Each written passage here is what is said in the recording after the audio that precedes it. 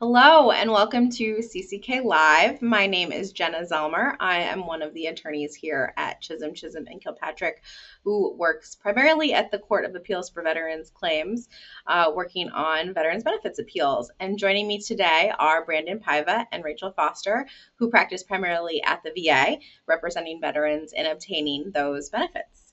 So welcome, and today we're going to be talking about the top 6 VA disability claims in 2022. Just as a little bit of background information, in order to be eligible for VA disability benefits, veterans must have 1, served on active duty in any of the branches of the U.S. military and received an other than dishonorable discharge. And in some cases, family members such as spouses and children can also be eligible to receive VA disability benefits.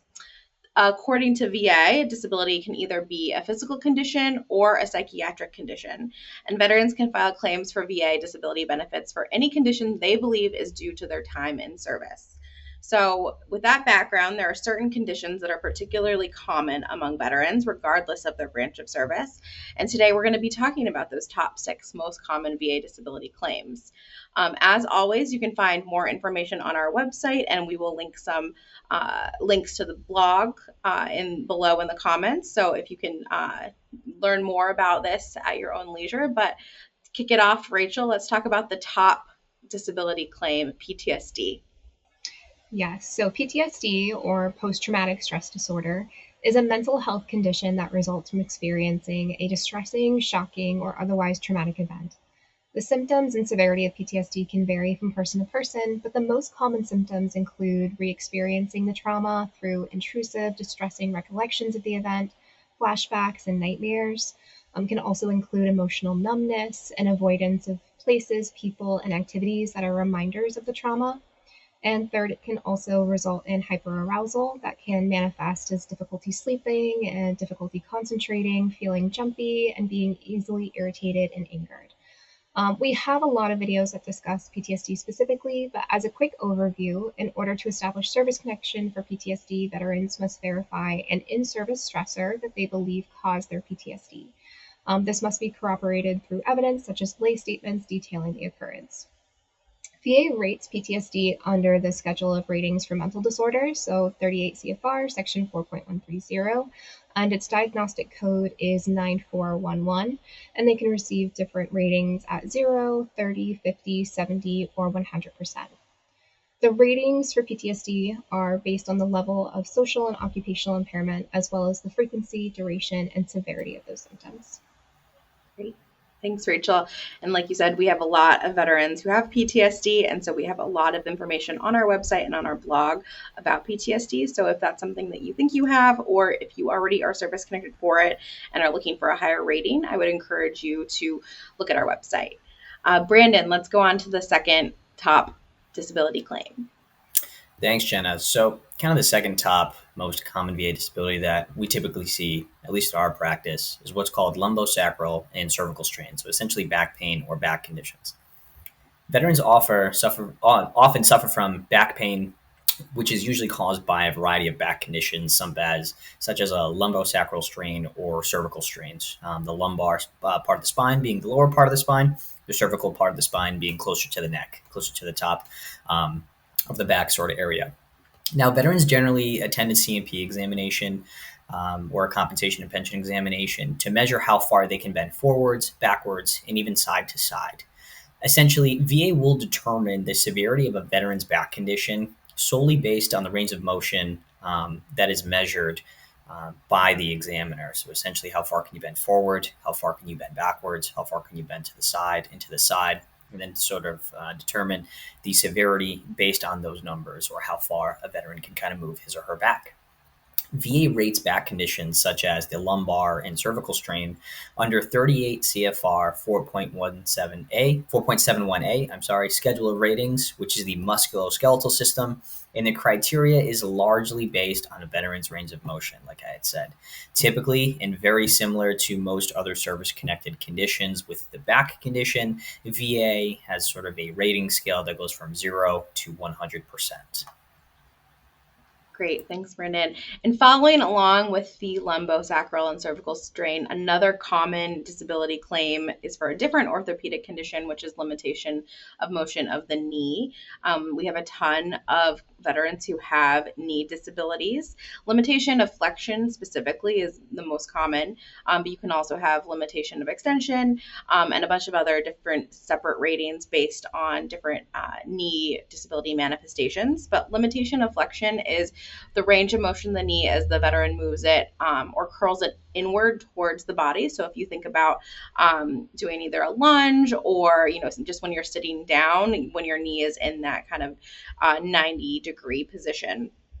So generally, VA rates this condition as a musculoskeletal condition, so it's also under 38 CFR 4.71a. And VA looks at the range of motion in degrees rather than the pain itself caused by the motion. So you can get a rating under diagnostic code 5260 at 0, 10, 20, and 30%. But the most common rating that VA assigns is that 10% rating. But for both the limitation of knee and what Brandon was talking about before for the back, VA often rates it solely on the range of motion, but there are other regulations that require VA to look at some of the functional impairment that orthopedic conditions cause. And so I would really encourage you to check out some of our other videos that go into a little bit more detail about how to rate orthopedic conditions, because we often see that VA is not maximizing the benefits the veteran can receive. So that's number 3. Rachel, why don't you tell us about number 4? Yes, so number 4 are scars. Veterans can receive service connection for scars that result from their time in military service or from service-connected conditions that require surgery that resulted in scarring. So scar disabilities are rated under 38 CFR section 4.118, diagnostic codes ranging from 7800 to 7805, and scars are rated based on a variety of different characteristics. So it can be the number of scars or the number of disfigurements that the scar causes, the area of the body affected by the scars, their permanence, and the presence of pain or whether they are considered unstable. Scars on the head, face, or neck are rated based on skin loss and how many facial features have been disfigured, and ratings for scars on areas of the body other than the head, face, or neck are generally based on the size of the scar. Scars can be rated anywhere from 0 to 80% depending on their diagnostic code. Yeah, those are super common. Brandon, what about the next one? So the next one, so number 5, we're talking about tinnitus, sort of that annoying ringing in your ear. So generally tinnitus, like I had previously just stated, refers to the perception of noise or typically ringing in the ear is often what veterans or people who suffer from tinnitus will often report. It's often a symptom of an underlying condition such as hearing loss, an ear injury, or even a circulatory system disorder. Common symptoms of tinnitus include phantom noises in the ears such as ringing, buzzing, and even roaring, clicking, hissing, and humming. Veterans don't need a specific diagnosis of tinnitus in order to be granted service connection for this condition. They can provide a subjective report of their symptomatology, which is enough to show that they meet the rating criteria. VA rates tinnitus under 38 CFR 4.87 under diagnostic code 6260. So 6260 is what tinnitus is rated under. The highest schedular rating for tinnitus is 10%, which takes both ears into account. So it's not like because you have tinnitus in one ear and the other that you get 10%. Tinnitus is rated bilaterally at 10%. So the highest you can get is a 10% rating if you're service connected for tinnitus. It's rare that a veteran receives a higher rating on an extraschedular basis. I'm sure there are instances where it has happened, but those instances are sort of few and far between. We do want to note, though, that VA has proposed to change this rating in the future. And under VA's new proposed rule, tinnitus would need to be related to non-compensable hearing loss or other service-connected disability in order to get a rating. That still isn't final. Again, that still is a proposed rule. It could end up not going through, but that's something that we're actively monitoring. So I definitely advise to stay tuned on the CCK website or CCK blog for more information as it becomes available. Yeah. And speaking of non-compensable hearing loss, that's a nice transition to the 6th most common disability claim, which is hearing loss. So hearing loss involves muffling of speech and other sounds, difficulty understanding words, trouble hearing consonants, frequently asking others to speak more slowly, clearly, or loudly. And this often results in withdrawal from conversations and avoidance of some social settings. So it can significantly impact the quality of a veteran's life and daily functioning. It's categorized into three main types. There's conductive, which involves the outer or middle ear hearing loss. There's sensorineural, which involves the inner ear. And then there's a mix, which is a combination of the two. So the common causes of hearing loss often include damage to the inner ear, earwax buildup, ear infection, or ruptured eardrum. And according to the CDC, veterans are 30% more likely than non-veterans to have severe hearing impairment. We see a lot of veterans who, were exposed to high levels of noise in service who come out of service with hearing loss. Now, the ratings for hearing loss are a little complicated. They're based primarily on two auditory tests, which VA requires to confirm the diagnosis. There's a speech discrimination test, which is also known as the Maryland CNC test. And then there's the pure tone threshold, which is also known as the pure tone audiometric test. So essentially what VA is measuring with these is they're measuring hearing in a soundproof booth. And so while ratings can range from 0 to 100%, most veterans only receive 0 or a 10% rating because there's a distinction between what they can hear in a soundproof booth versus what they can hear in their daily life. So even though a veteran may be service connected for hearing loss and have a lot of trouble hearing normal conversations or hearing people in a noisy restaurant situation or something like that, in the soundproof booth, they only rate a 0 or a 10% rating. And so it's really difficult to get a high rating for hearing loss, but it is one of the most common claims, and veterans are more likely than non-veterans to have that hearing loss. So, like Brandon said about tinnitus, hearing loss is also extremely difficult to get an extra scheduler rating for.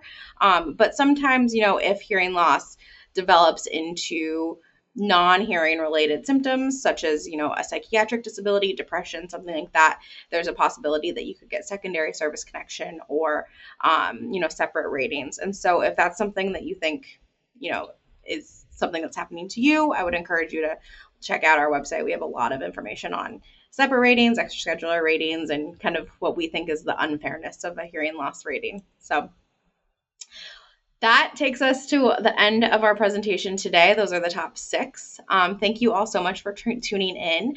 Brandon, do you have any closing remarks? I don't. I think the only thing I would probably close with is if you're suffering from any one or multiple of these conditions and you haven't filed a claim, file now. Yes. Rachel, how about you? I think the only thing I would add is because these are so common, sometimes veterans will hear that others who have filed the same claims will get a grant faster than they have, but it always comes down to the individual facts of the case. So whenever there's a denial, it's important to review the reasons for the denial carefully or respond to VA's request for information. I think that's a great note to end on. Thanks, Rachel. Thanks, Brandon. So as we've said, more information on service-connected disabilities, VA ratings, and the claims process in general can be found on our blog. And if you prefer videos, we have an extensive library on YouTube as well. So please be sure to subscribe to our channel and follow us on social media, and we will see you next time.